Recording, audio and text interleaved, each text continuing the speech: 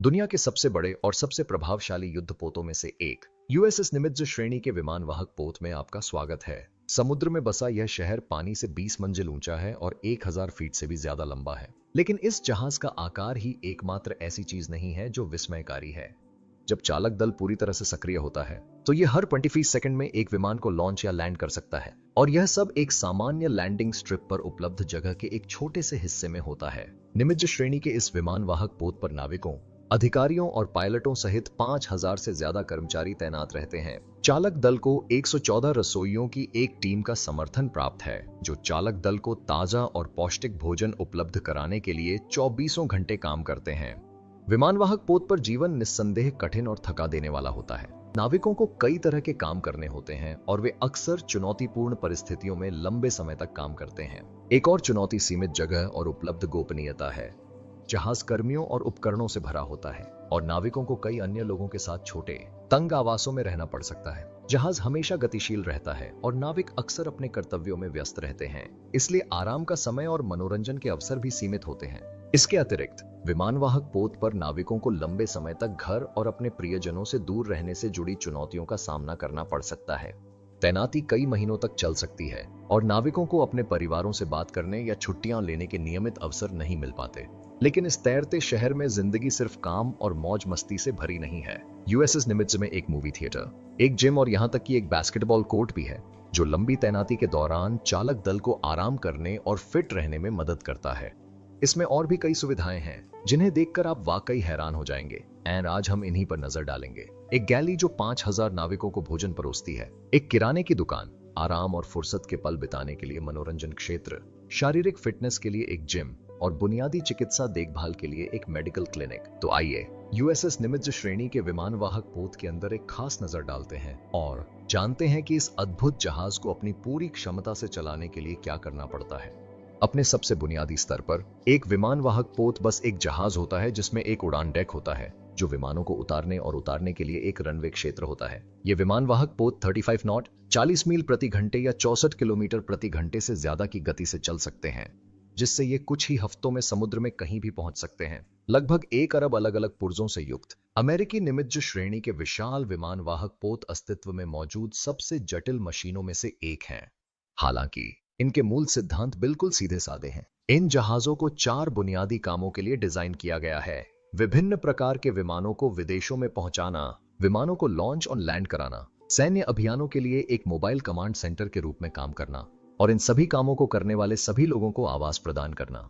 इन कार्यों को पूरा करने के लिए एक वाहक को एक जहाज, एक वायुसेना बेस और एक छोटे शहर के तत्वों को संयोजित करने की आवश्यकता होती है, और अन्य चीजों के अलावा उसे एक उड़ान डेक, जहाज के शीर्ष पर एक समतल सतह जहां विमान उड़ान भर सकें और उतर सकें, एक हैंगर डेक, डेक के नीचे एक क्षेत्र जहां उपयोग में न होने पर विमान रखे जा सकें, एक द्वीप, उड़ान डेक के ऊपर एक इमारत जहां अधिकारी उड़ान और जहाज संचालन का निर्देशन कर सकें, चालक दल के रहने और काम करने के लिए जगह, नाव को एक बिंदु से दूसरे बिंदु तक ले जाने और पूरे जहाज के लिए बिजली उत्पन्न करने के लिए एक बिजली संयंत्र और प्रणोदन प्रणाली, भोजन और ताजा पानी उपलब्ध कराने और किसी भी शहर को जिन चीजों से निपटना पड़ता है उन्हें संभालने के लिए कई अन्य प्रणालियां। पतवार, जहाज का मुख्य भाग जो पानी में तैरता है। जहाज का पतवार असाधारण रूप से मजबूत स्टील प्लेटों से बना है जो कई इंच मोटी हैं, जो आग और युद्ध से होने वाले नुकसान से प्रभावी सुरक्षा प्रदान करती है। पोत की संरचनात्मक अखंडता मुख्य रूप से 3 क्षैतिज तत्वों से प्राप्त होती है जो पूरे पतवार को फैलाते हैं: कील, जो जहाज के आधार पर लोहे की रीढ़ है, उड़ान डेक एंड हैंगर डेक। जलरेखा के नीचे पतवार का हिस्सा गोल और अपेक्षाकृत पतला है, जबकि पानी के ऊपर का हिस्सा बाहर की ओर फैलकर विशाल उड़ान डेक बनाता है। जहाज के निचले हिस्से में दोहरा तल है, जो मूलतः स्टील प्लेटिंग की 2 परतों से बना है और बीच में एक गैप है। यह दोहरा तल टॉर्पीडो या समुद्री दुर्घटनाओं से अतिरिक्त सुरक्षा प्रदान करता है।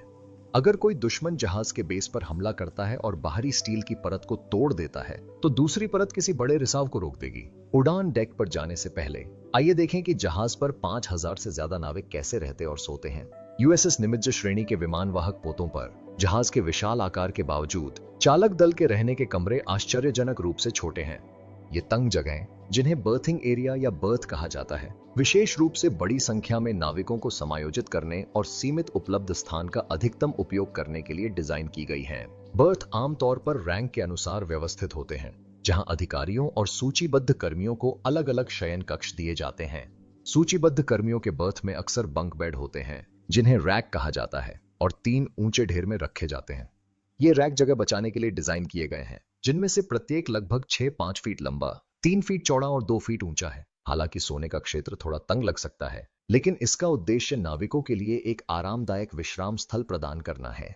प्रत्येक रैक में एक पतला गद्दा, एक छोटा तकिया और एक गोपनीयता पर्दा लगा होता है, जिसे बंद करके कुछ हद तक एकांत प्रदान किया जा सकता है।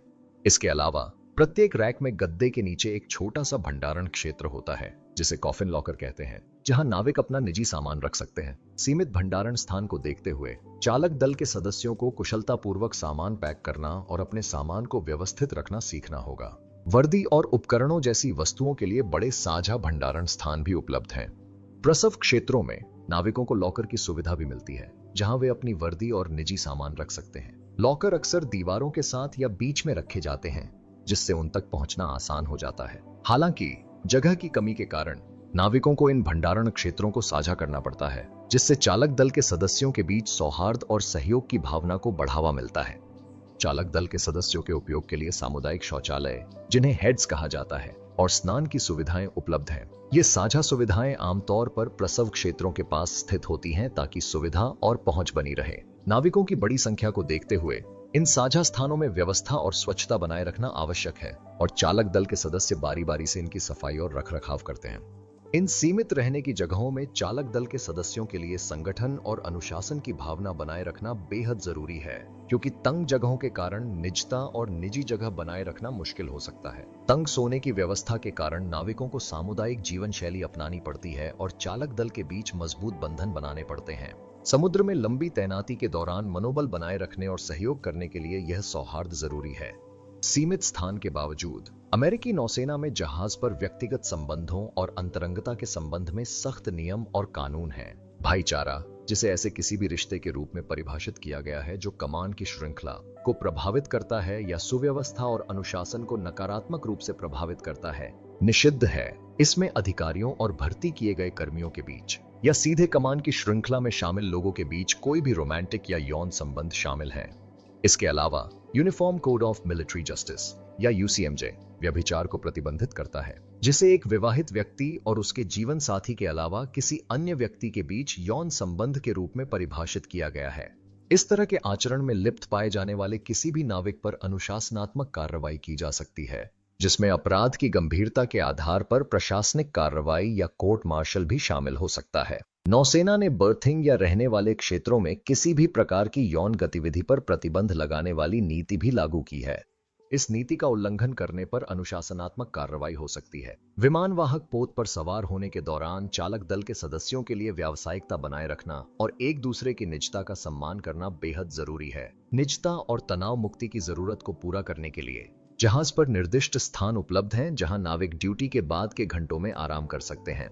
लाउंज एरिया या क्रू लाउंज के नाम से जाने जाने वाले इन स्थानों में अक्सर आरामदायक बैठने की जगह, टेलीविजन और मनोरंजक गतिविधियां होती हैं, जो उन्हें अपनी ड्यूटी की व्यस्तताओं से एक बेहद जरूरी ब्रेक प्रदान करती हैं। जहाज पर मौजूद मुख्य मनोरंजक सुविधाओं में से एक जिम है, जहां ट्रेडमिल, स्टेशनरी बाइक और रेजिस्टेंस मशीनों सहित कई तरह के व्यायाम उपकरण उपलब्ध हैं। यह जिम नाविकों को फिट रहने, तनाव दूर करने और अपनी शारीरिक फिटनेस बनाए रखने का अवसर प्रदान करता है, जो उनके समग्र स्वास्थ्य और कार्य निष्पादन के लिए जरूरी है।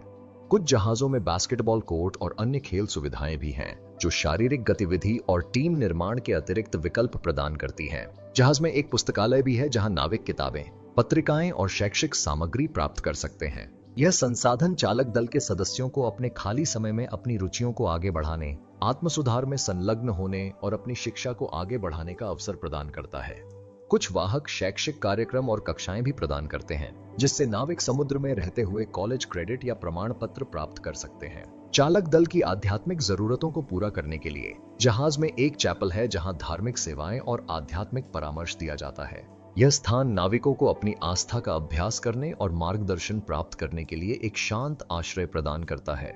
लेकिन यह सबसे महत्वपूर्ण बात नहीं है। जहाज पर 5000 से ज्यादा क्रू सदस्यों के साथ जहाज की भोजन सुविधाएं क्रू की ऊर्जा बनाए रखने में अहम भूमिका निभाती हैं। एक विमानवाहक पोत पर सभी नाविकों को भोजन कराने के लिए लगभग 100 नाविकों की एक टीम द्वारा प्रतिदिन 17,300 से ज्यादा भोजन तैयार किए जाते हैं।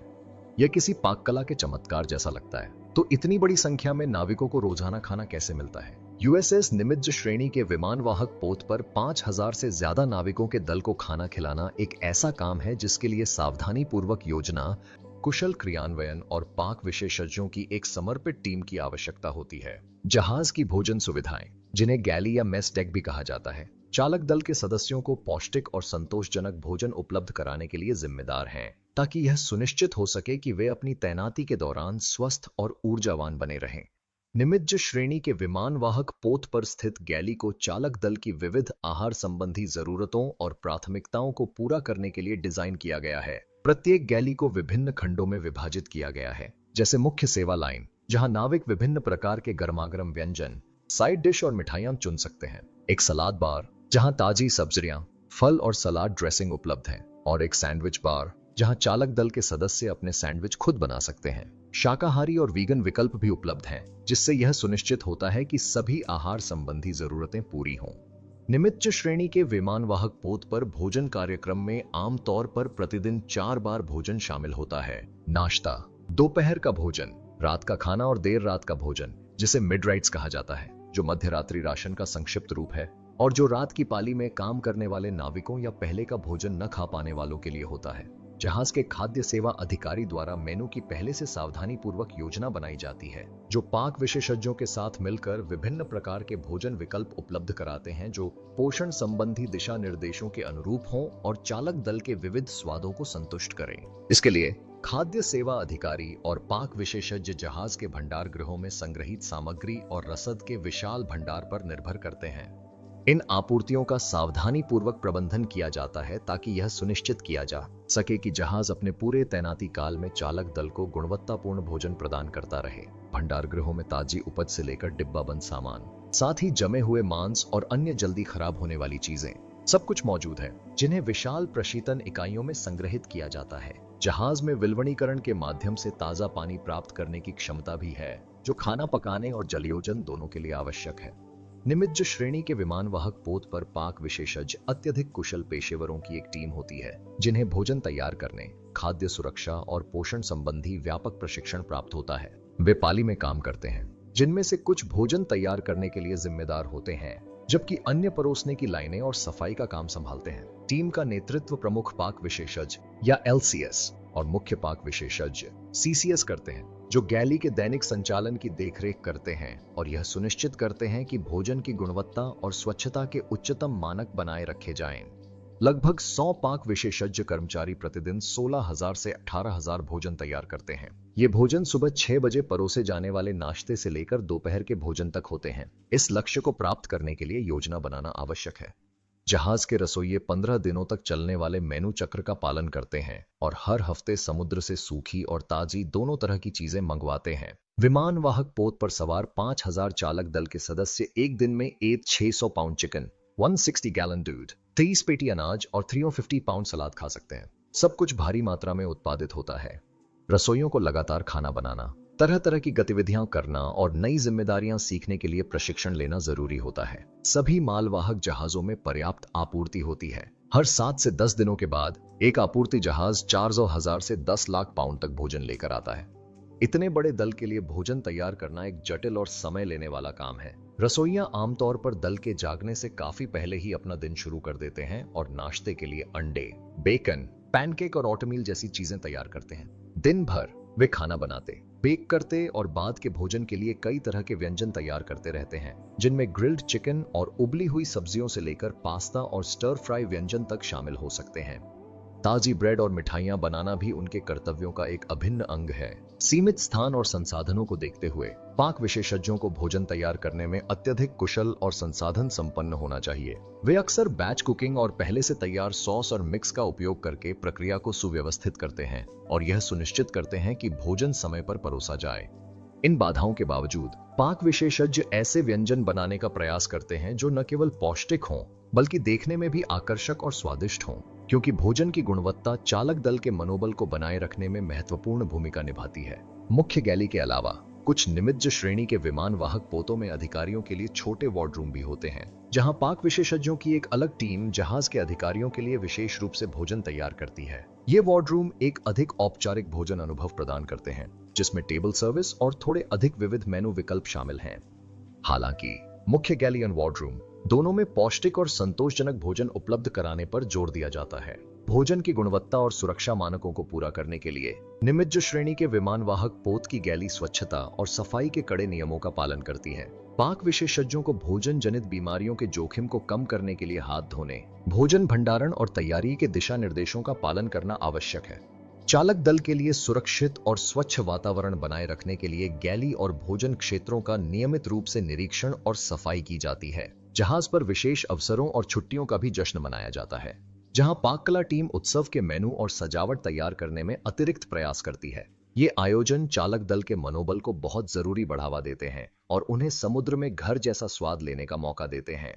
लोकप्रिय आयोजनों में थैंक्सगिविंग शामिल है, जहां टर्की और उसकी सभी सजावटों के साथ एक पारंपरिक दावत परोसी जाती है, और नौसेना का जन्मदिन, जहां इस अवसर को यादगार बनाने के लिए विशेष रूप से डिजाइन किया गया केक तैयार किया जाता है। बड़े पैमाने पर भोजन तैयार करने के अलावा निमित्ज श्रेणी के विमान वाहक पोत पर पाक विशेषज्ञ छोटे छोटे समारोहों और आयोजनों, जैसे कि अतिथि गणमान्य व्यक्तियों के स्वागत समारोह, पदोन्नति और कमान परिवर्तन समारोहों का भी आयोजन करते हैं। इन आयोजनों में अक्सर एक अधिक परिष्कृत मेनू और प्रस्तुति की आवश्यकता होती है, जो पाक टीम की बहुमुखी प्रतिभा और कौशल को प्रदर्शित करता है। अगर आपको लगता है कि विमान वाहक पोत पर खाने पीने की अच्छी व्यवस्था है, तो जहाज पर मौजूद सुपरमार्केट पर एक नजर डालिए। आपको हैरानी होगी कि यह कैसे काम करता है। यूएसएस निमित्ज श्रेणी के विमान वाहक पोत के चालक दल के लिए एक महत्वपूर्ण संसाधन जहाज का भंडार है, जिसे आमतौर पर गेडंक या जहाज का दरवाजा कहा जाता है। जहाज पर स्थित यह किराना स्टोर नाविकों को विभिन्न प्रकार की आवश्यक वस्तुएं और सुख सुविधाएं प्रदान करता है, जिससे उन्हें सामान्यता का एहसास होता है और समुद्र में रहते हुए अपनी जरूरत की चीजें खरीदने की सुविधा मिलती है। इस स्टोर की प्रतिदिन की औसत आय लगभग $10,000 है और 1,050 से ज्यादा लेन देन होते हैं। जहाज के स्टोर में नाविकों की विविध जरूरतों को पूरा करने वाले उत्पादों की एक विस्तृत श्रृंखला उपलब्ध है।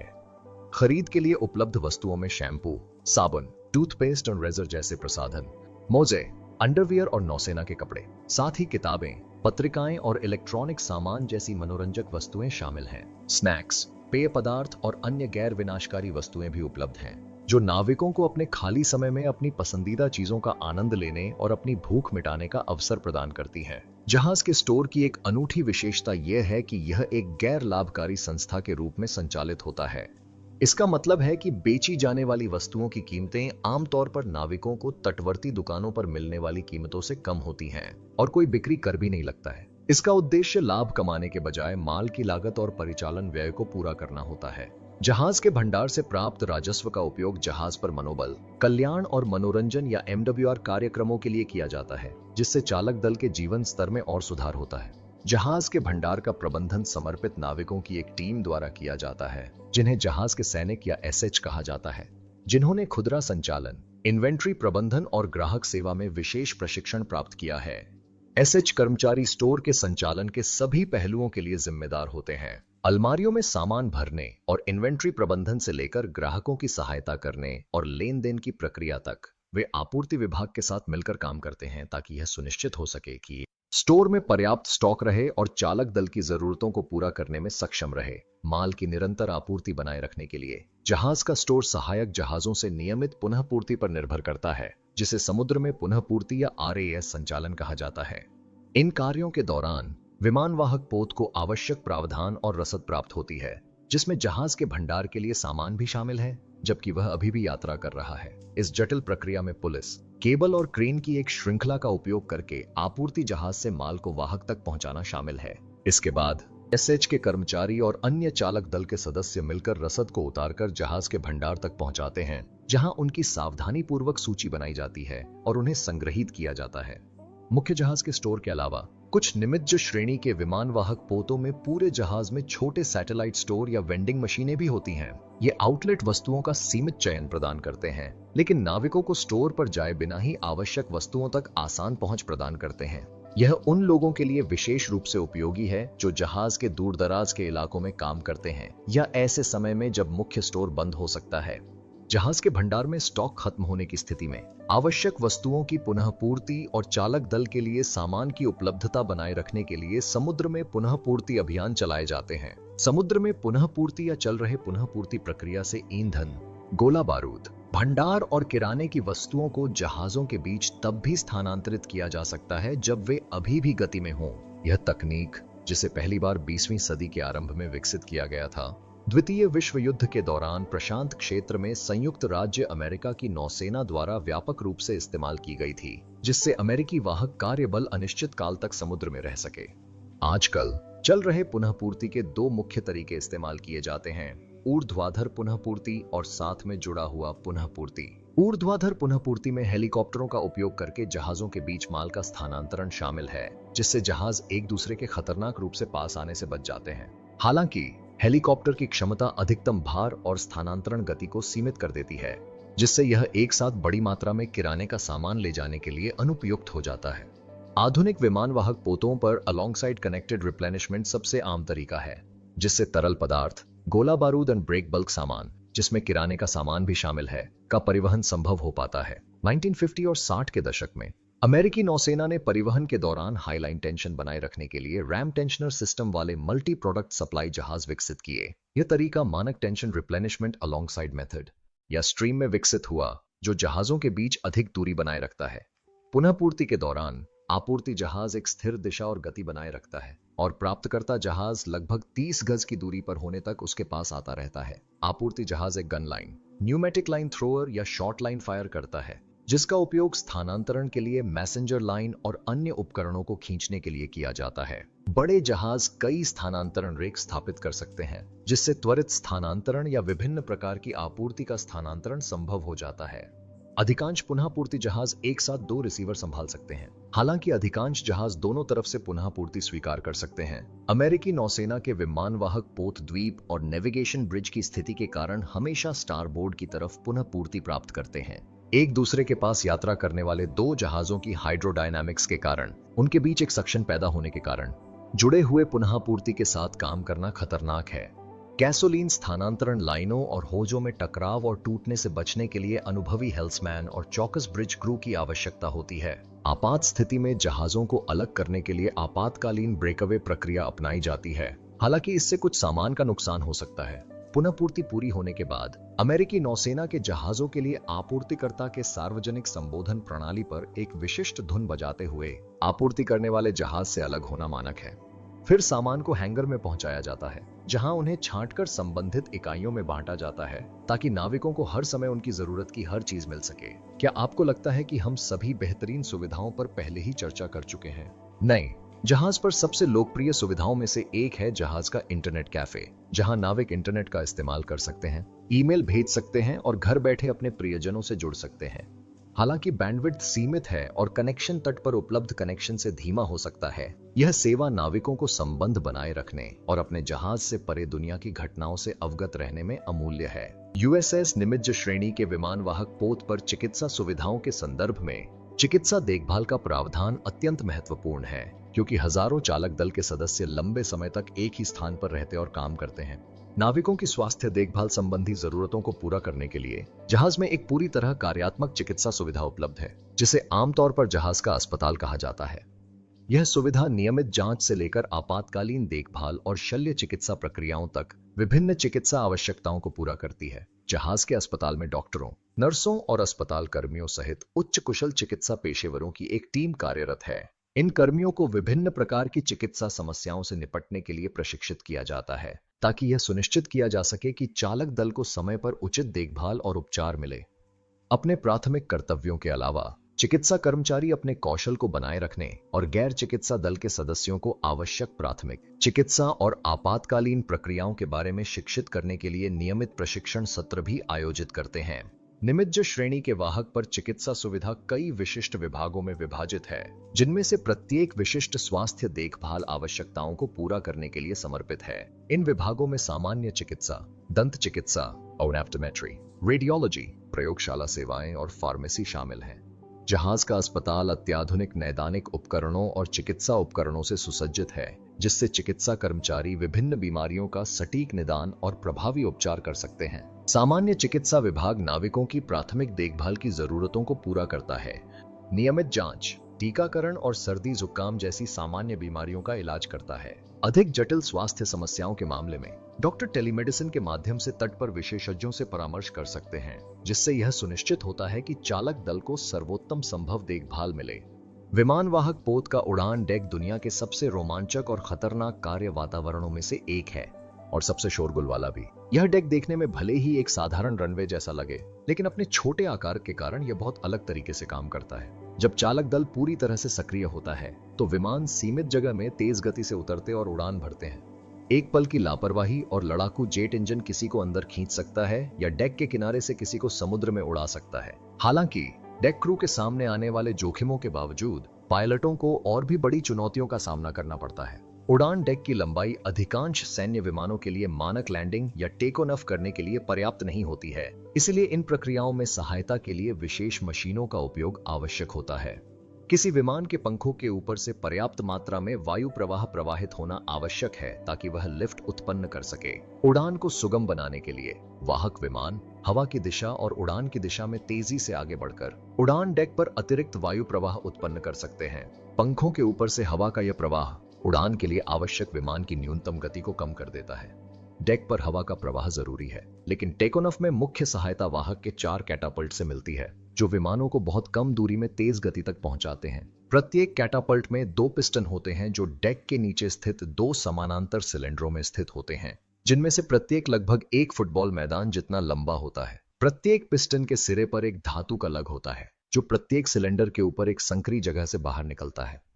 ये दोनों लग्स रबर फ्लैंज से होकर निकलते हैं, जो सिलेंडरों को सील करते हैं, और फ्लाइट डेक में एक गैप से होकर गुजरते हैं, जहां ये एक छोटे शटल से जुड़ते हैं। आइए देखें कि टेक ऑफ और लैंडिंग के दौरान वास्तव में क्या होता है। टेक ऑफ की तैयारी के लिए फ्लाइट डेक क्रू विमान को कैटापल्ट के पिछले हिस्से में ले जाता है और विमान के नोज गियर यानी आगे के पहियों पर लगे टो बार को शटल के एक स्लॉट से जोड़ देता है।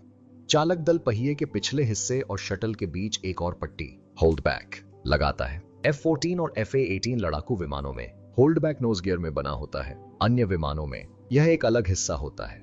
जब यह सब चल रहा होता है तो flight crew jet blast deflector या JBD को विमान के पीछे उठाता है। जब जेट ब्लास्ट डिफ्लेक्टर, टो बार और होल्ड बैक सभी अपनी जगह पर आ जाते हैं और सभी अंतिम जांचें हो जाती हैं, तो कैटापुल्ट अधिकारी, जिसे शूटर भी कहा जाता है, कैटापुल्ट कंट्रोल पॉड से कैटापुल्ट तैयार करता है। कैटापुल्ट कंट्रोल पॉड एक छोटा सा बंद नियंत्रण केंद्र होता है, जिसमें एक पारदर्शी गुंबद होता है जो फ्लाइट डेक के ऊपर फैला होता है। जैसे ही पायलट टेक ऑफ की तैयारी करते हैं, अंतिम जांचकर्ता विमान के पास पहुंचते हैं और पायलट से संवाद करने के लिए हाथों के कई संकेतों का इस्तेमाल करते हैं।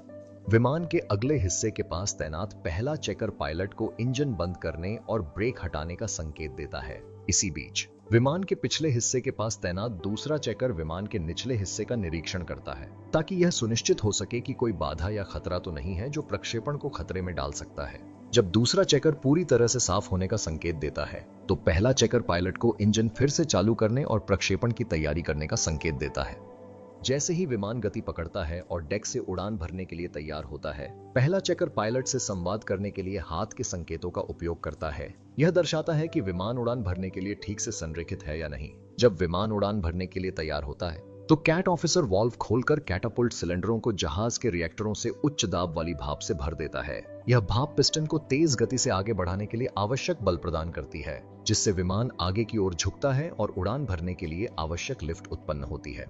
शुरुआत में पिस्टन अपनी जगह पर लॉक हो जाते हैं, जिससे सिलेंडर आसानी से दबाव बना लेते हैं। कैटापुल्ट अधिकारी दबाव के स्तर पर बारीकी से नजर रखता है, ताकि यह विशिष्ट विमान और डेक की स्थिति के लिए बिल्कुल सही रहे। अगर दबाव बहुत कम है, तो विमान उड़ान भरने के लिए पर्याप्त तेजी से गति नहीं पकड़ पाएगा और कैटापुल्ट उसे समुद्र में फेंक देगा। अगर दबाव बहुत ज्यादा हो, तो अचानक झटके से नोज गियर टूट सकता है। जब सिलेंडर उचित दबाव स्तर तक चार्ज हो जाते हैं, तो पायलट विमान के इंजन को जोर से चलाता है। होल्ड बैक विमान को शटल पर रखता है, जबकि इंजन काफी जोर पैदा करते हैं। कैटापुल्ट अधिकारी पिस्टन छोड़ता है। बल के कारण होल्ड बैक खुल जाते हैं और भाप का दबाव शटल और विमान को आगे की ओर धकेलता है। कैटापुल्ट के अंत में टोबार शटल से बाहर निकलता है, जिससे विमान मुक्त हो जाता है। यह पूरी तरह से भाप से चलने वाला सिस्टम 44,000 पाउंड के विमान को 0 से 165 मील प्रति घंटे की रफ्तार तक सिर्फ 2 सेकंड में पहुंचा सकता है। अगर सब कुछ ठीक रहा तो तेज रफ्तार से चल रहा विमान उड़ान भरने के लिए पर्याप्त लिफ्ट पैदा कर चुका होगा, और नहीं तो पायलट अपनी इजेक्टर सीटों को सक्रिय कर देता है ताकि जहाज के आगे समुद्र में गिरने से पहले ही विमान से बाहर निकल सके। ऐसा शायद ही कभी होता है, लेकिन जोखिम हमेशा बना रहता है। उड़ान भरना बेहद मुश्किल है, लेकिन असली चुनौती वापस आना है। उड़ान डेक पर उतरना एक नौसेना पायलट के लिए सबसे मुश्किल कामों में से एक है। उड़ान डेक पर विमानों की लैंडिंग के लिए केवल 500 फीट का रनवे स्पेस है, जो अमेरिकी विमान वाहक पोतों पर भारी तेज गति वाले जेट विमानों के लिए लगभग पर्याप्त नहीं है। उड़ान डेक पर उतरने के लिए प्रत्येक विमान को एक टेल हुक की आवश्यकता होती है, जो बिल्कुल वैसा ही है जैसा कि नाम से पता चलता है, विमान की पूंछ से जुड़ा एक विस्तारित हुक। पायलट का लक्ष्य टेल हुक को 4 अरेस्टिंग तारों में से किसी एक पर फंसाना होता है, जो उच्च तनाव वाले स्टील के तारों से बुने गए मजबूत तार होते हैं। अरेस्टिंग तार डेक पर फैले होते हैं और दोनों सिरों पर डेक के नीचे हाइड्रोलिक सिलेंडरों से जुड़े होते हैं। अगर टेल हुक किसी अरेस्टिंग वायर में फंस जाता है तो वह वायर को खींच लेता है और हाइड्रोलिक सिलेंडर सिस्टम ऊर्जा को अवशोषित करके विमान को रोक देता है। अरेस्टिंग वायर सिस्टम 315 फुट के लैंडिंग क्षेत्र में 150 मील प्रति घंटे की रफ्तार से चल रहे 54,000 पाउंड के विमान को केवल 2 सेकंड में रोक सकता है।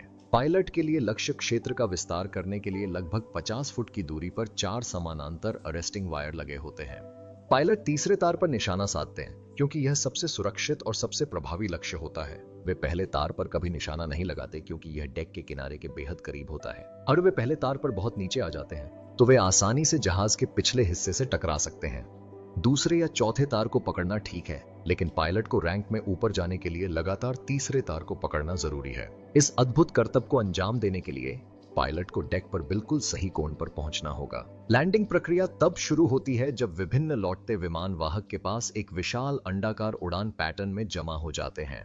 डेक के नीचे वाहक वायु यातायात नियंत्रण केंद्र ईंधन के विभिन्न स्तरों के आधार पर प्रतीक्षारत विमानों के उतरने का क्रम तय करता है। जिस विमान का ईंधन खत्म होने वाला होता है वह उस विमान से पहले उतर जाता है जो कुछ देर तक उड़ान भर सकता है। जब विमान के उतरने का समय होता है तो पायलट इस लैंडिंग पैटर्न से मुक्त होकर जहाज के पिछले हिस्से की ओर बढ़ जाता है।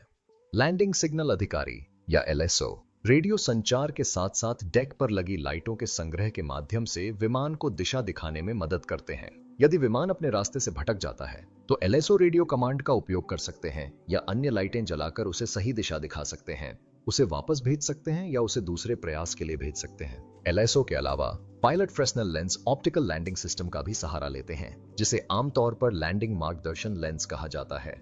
लेंस में रोशनी और फ्रेस्नेल लेंसों की एक श्रृंखला होती है जो एक जायरोस्कोपिक रूप से स्थिर प्लेटफॉर्म पर लगे होते हैं। लेंस प्रकाश को संकीर्ण किरणों पर केंद्रित करता है जो विभिन्न कोणों पर आकाश की ओर निर्देशित होती हैं। विमान के दृष्टिकोण कोण के आधार पर पायलट को अलग अलग रोशनी दिखाई देगी। अगर विमान सही निशाने पर है तो पायलट को हरी बत्तियों की एक पंक्ति के साथ मीटबॉल नाम की एक पीली बत्ती दिखाई देगी। अगर पीली बत्ती हरी बत्तियों से ऊपर दिखाई देती है तो विमान बहुत ऊपर आ रहा है। अगर पीली बत्ती हरी बत्तियों से नीचे दिखाई देती है तो विमान बहुत नीचे आ रहा है। अगर विमान बहुत नीचे आ रहा है तो पायलट को लाल बत्तियां दिखाई देंगी। जैसे ही विमान डेक पर पहुंचेगा, पायलट विमान को रोकने के लिए इंजन की गति धीमी करने के बजाय उसे पूरी शक्ति से चला देगा। यह विरोधाभासी लग सकता है, लेकिन अगर टेल हुक किसी भी रुके हुए तार को नहीं पकड़ पाता है तो विमान को फिर से उड़ान भरने और एक और पास के लिए वापस आने के लिए पर्याप्त तेज गति से चलना होगा। लैंडिंग रनवे जहाज के बाकी हिस्सों से 14 डिग्री के कोण पर झुका हुआ है, इसलिए इस तरह के बोल्टर विमान को डेक के दूसरे छोर पर धकेलने के बजाय जहाज के किनारे से उड़ान भर सकते हैं। जैसे ही कोई विमान उतरता है उसे लैंडिंग स्ट्रिप से बाहर खींच लिया जाता है और फ्लाइट डेक के किनारे जंजीर से बांध दिया जाता है। निष्क्रिय विमानों को हमेशा कसकर सुरक्षित रखा जाता है ताकि डेक के आगे पीछे हिलने पर वे फिसले नहीं। फ्लाइट डेक क्रू को कई तरह की अप्रत्याशित घटनाओं के लिए तैयार रहना पड़ता है, जिनमें विमान में आग लगना भी शामिल है। उड़ान भरने या बचाव कार्यों के दौरान उनके पास पर्याप्त सुरक्षा उपकरण तैयार रहते हैं। अन्य चीजों के अलावा फ्लाइट डेक पर एक छोटा दमकल वाहन और पानी की टंकियों, जलीय फिल्म बनाने वाले फोम और उन्नत अग्निशामक सामग्रियों तक पहुंचने वाले नोजल होते हैं। जेट ईंधन और कई अन्य उपयोगी तरल पदार्थों के लिए नोजल भी हैं। फ्लाइट डेक पर तैनात कर्मियों को जेट इंजन के पानी में उड़ जाने का भी खतरा रहता है। फ्लाइट डेक के चारों ओर लगे सुरक्षा जाल कुछ सुरक्षा प्रदान करते हैं, लेकिन अतिरिक्त सुरक्षा के लिए कर्मियों को float coat, self inflating jacket और पानी के संपर्क में आने पर चमकती संकट रोशनी से लैस किया जाता है। फ्लाइट डेक पर तैनात कर्मचारी क्रेनियल नामक मजबूत हेलमेट भी पहनते हैं जो उनके सिर और सुनने की क्षमता की रक्षा करते हैं। फ्लाइट डेक क्रू उन विमानों की रिकवरी के लिए भी जिम्मेदार होता है जो अपना मिशन पूरा कर चुके होते हैं। इसमें डेक पर उतरते ही विमानों को पकड़ना, केबल और हुक की एक प्रणाली का इस्तेमाल करके उन्हें धीमा करके रोकना शामिल है। इसे अरेस्टेड लैंडिंग कहते हैं और यह एक पायलट द्वारा किए जाने वाले सबसे चुनौतीपूर्ण कार्यों में से एक है। इसके लिए अविश्वसनीय कौशल और सटीकता की आवश्यकता होती है क्योंकि पायलट को सुरक्षित लैंडिंग सुनिश्चित करने के लिए विमान को डेक पर बिल्कुल सही जगह और सही गति से उतारना होता है। विमान के सुरक्षित रूप से डेक पर आ जाने के बाद उड़ान दल फिर से काम पर लग जाता है।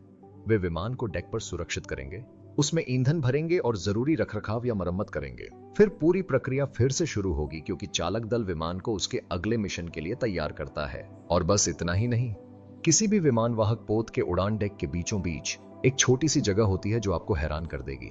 वह बुलबुला, जहां बेहद महत्वपूर्ण काम बेहद रोमांचक नजारे के साथ किया जाता है। इतनी छोटी सी जगह में जेट विमानों को उड़ाने और उतारने की इन जहाजों की क्षमता अविश्वसनीय है।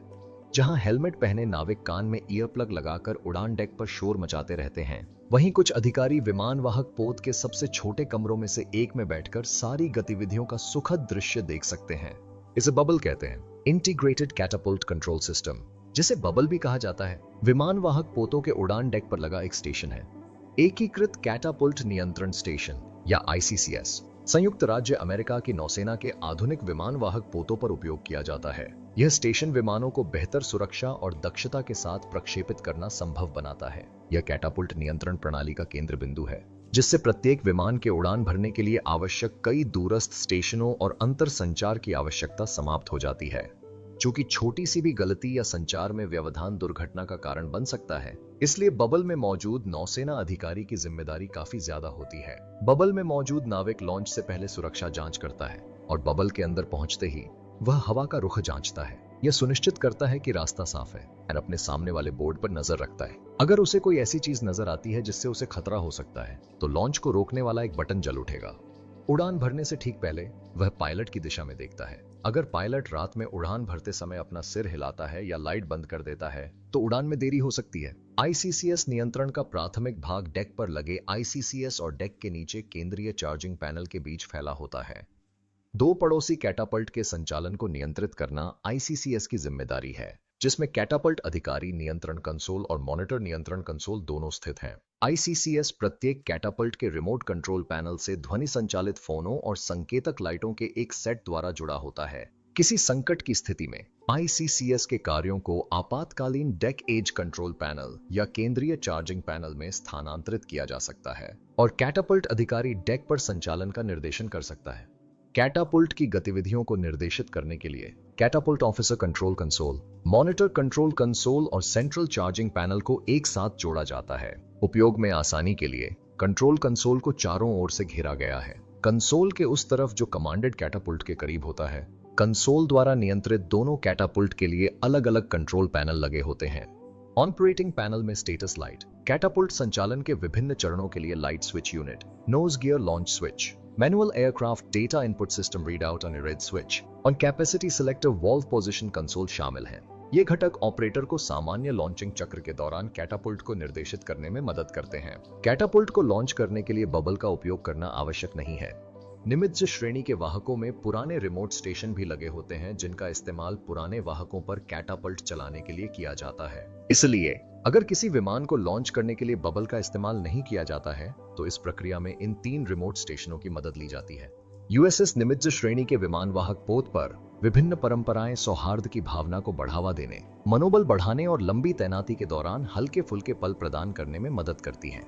ये गतिविधियां नाविकों को उनके काम की मांग के बावजूद एक दूसरे से जुड़ने और स्थायी यादें बनाने का अवसर प्रदान करती हैं। जहाजों पर इन प्रिय परंपराओं में स्विम कॉल, मछली पकड़ना और बूट शूट शामिल हैं। स्विम कॉल एक बहुप्रतीक्षित आयोजन है जो नाविकों को अपने नियमित कार्यों से विराम लेने और खुले समुद्र में कुछ समय बिताने का अवसर प्रदान करता है। यह आमतौर पर तब होता है जब जहाज शांत, साफ पानी में होता है और मौसम अनुकूल होता है। स्विम कॉल के दौरान जहाज पूरी तरह से रुक जाता है और चालक दल को वाहक के किनारे से कूदकर पानी में तैरने की अनुमति दी जाती है। यह अनुभव नाविकों के लिए आराम करने, तनाव मुक्त होने और जहाज के सीमित स्थानों से कुछ समय के लिए बाहर निकलने का एक दुर्लभ अवसर होता है। स्विम कॉल इवेंट्स के दौरान सुरक्षा सर्वोच्च प्राथमिकता है। किसी को भी पानी में जाने की अनुमति देने से पहले उस क्षेत्र की पूरी तरह से जांच की जाती है ताकि संभावित खतरों जैसे कि खतरनाक समुद्री जीवन या मलबे की जांच की जा सके। एक बार जब क्षेत्र सुरक्षित हो जाता है तो एक निर्दिष्ट तैराकी क्षेत्र स्थापित किया जाता है और तैराकों पर नजर रखने के लिए कई लाइफ गार्ड तैनात किए जाते हैं।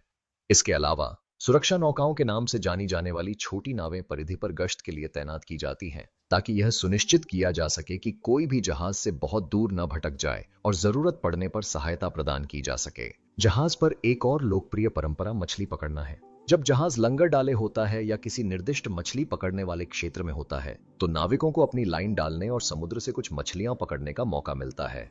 यह अवकाश गतिविधि न केवल दैनिक भागदौड़ से विराम प्रदान करती है बल्कि नाविकों को प्रकृति से जुड़ने और अपना भोजन स्वयं पकड़ने के रोमांच का आनंद लेने का एक अनूठा अवसर भी प्रदान करती है। इन सत्रों के दौरान पकड़ी गई मछलियों को जहाज की पाक टीम द्वारा साफ और तैयार किया जा सकता है, जो चालक दल के सदस्यों के लिए नियमित मेनू में एक स्वागत योग्य बदलाव है। बूट शूट एक प्रतीकात्मक परंपरा है जो यूएसएस निमित्ज श्रेणी के विमान वाहक पोत पर नाविक की तैनाती के अंत का प्रतीक है। अपनी ड्यूटी पूरी करने और जहाज छोड़ने से पहले नाविक इस रस्म में हिस्सा ले सकते हैं, जिसमें एक जोड़ी घिसे पिटे जूते उड़ान डेक से उतारकर समुद्र में फेंक दिए जाते हैं। यह उनके जीवन के एक अध्याय के अंत का प्रतीक है और जहाज और उनके साथी चालक दल के सदस्यों के लिए विदाई का प्रतीक है। यह एक मधुर कटु क्षण होता है जब नाविक जहाज पर बिताए अपने समय, अपनी दोस्ती और उन चुनौतियों पर विचार करते हैं जिनका उन्होंने सामना किया है।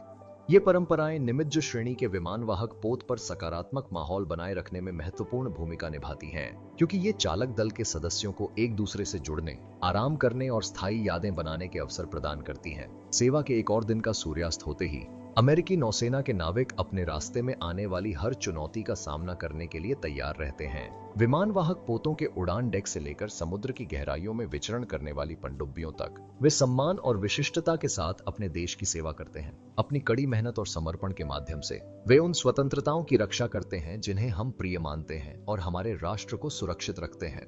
हमें उनकी कहानी बताने और उनकी सेवा का सम्मान करने पर गर्व है। अमेरिकी नौसेना के बहादुर पुरुषों और महिलाओं को धन्यवाद। अगर आप भी अमेरिकी नौसेना के सभी क्रू सदस्यों का सम्मान करते हैं तो इस वीडियो को लाइक करें। अपनी टिप्पणी या नीला दिल जरूर लिखें। हम अमेरिकी नौसेना के बारे में आपकी राय या अनुभव जानने के लिए उत्सुक हैं। अमेरिकी नौसेना के बारे में और वीडियो देखने के लिए सब्सक्राइब करना न भूलें। देखने के लिए धन्यवाद और मैं आपको अगले वीडियो में देखूंगा।